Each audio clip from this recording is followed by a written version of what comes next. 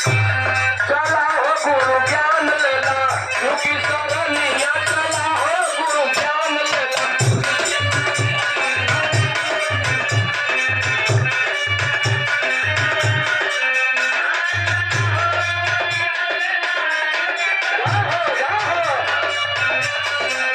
क्योंकि सरनिया चला हो गुरु ज्ञान लेला।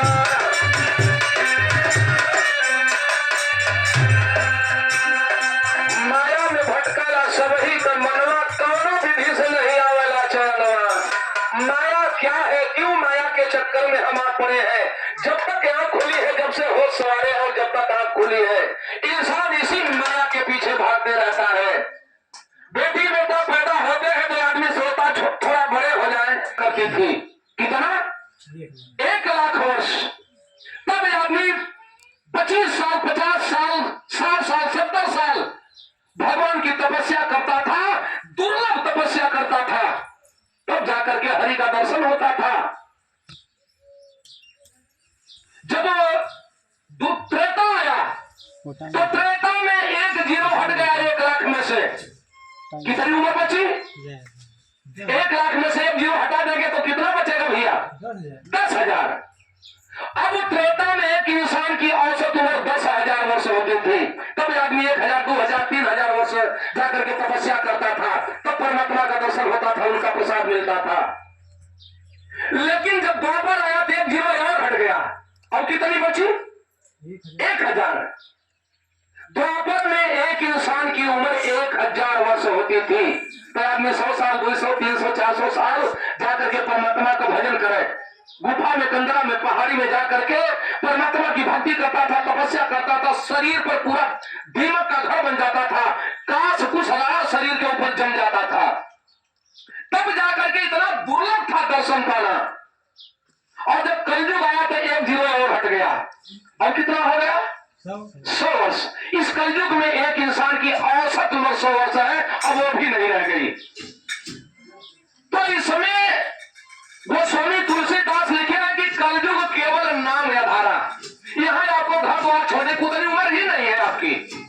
कहाँ जाएंगे? 18, 20 साल, 22 साल में आपकी शादी। शादी के बाद झमेला शुरू, परिवार बढ़ेगा, परिवार बढ़ेगा, उन जिम्मेदारियों से आप भाग नहीं सकते। उनका पालन पोषण, खिलाना पिलाना, पढ़ाई, शिक्षा देना, शादी विवाह करना, कहाँ भाग के जाओगे? कहाँ आपके पास समय है? नहीं जा पाओगे। इसलिए गोस्वामी लिखे कि कलयुग केवल नाम या धारा। अपने परिवार में रहते हुए छोटी सी उम्र में उस परमात्मा की भक्ति कर लो, परमात्मा का सुमिरन कर लो, परमात्मा तुझे बहुत सागर से पार कर देंगे। कहना है अगली लाइन में,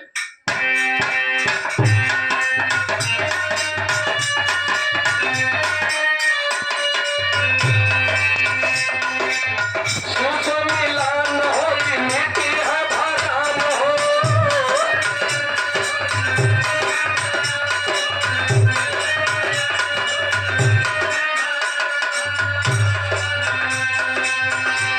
और गुरु बनावला में कई संसाराम हो।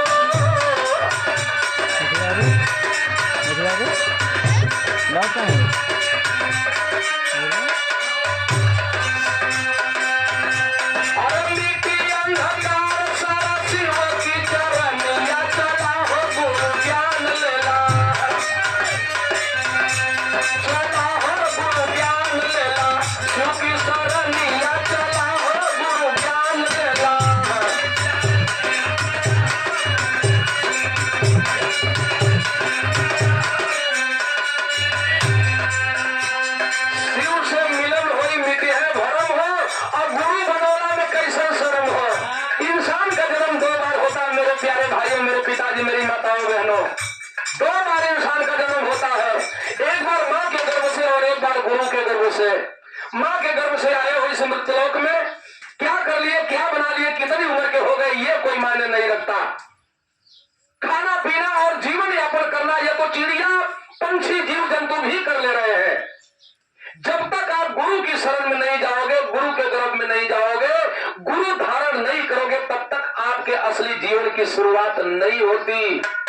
कहा भी गया है, जैसा न विद्या न तपो न दानम ज्ञानम न शीलम न गुरु न धर्म ते मृत्युलोका न भूभार भूता मनुष्य रूपेण निगाशरन्ति। आए हो पशुओं की तरह से खाओगे, एक घर में एक परिवार में खूंटे में बंधे रह जाओगे, एक दिन आंख बंद हो जाएगी, इस मानव तन का कोई मतलब नहीं निकलेगा। आए हो तो गुरु करना है, जब तक गुरु नहीं करोगे जीवन का कल्याण नहीं होगा। और गुरु किसको करना है? किसी शरीरधारी को नहीं, किसी इंसान को नहीं, क्योंकि ये शरीर गलती करती, चाहे हम हो चाहे आप हो, शरीर मिली है, मृत्यु लोक है, तो यहां इस शरीर से गलती हो ही जाती है जाने अनजाने में। तो इसलिए किसी शरीरधारी को गुरु मत बनाओ। एक से एक गुरु जो भगवान बन बैठे थे, चाहे आसाराम हो, राम रहीम हो, रामपाल हो, राधे माँ हो, आज क्या हस्र है इन लोगों का।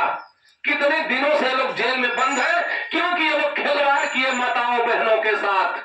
शरीर है, गलती हो सकती है, इसलिए किसी शरीरधारी को, सांसारिक को गुरु मत बनाओ।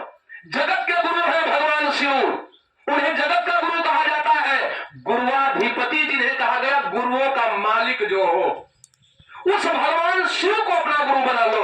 अब आप कहोगे अगर कोई दुखड़ा, कोई विपत्ति, कोई दिक्कत करनी होगी तो हम कहां खोजेंगे शिव को?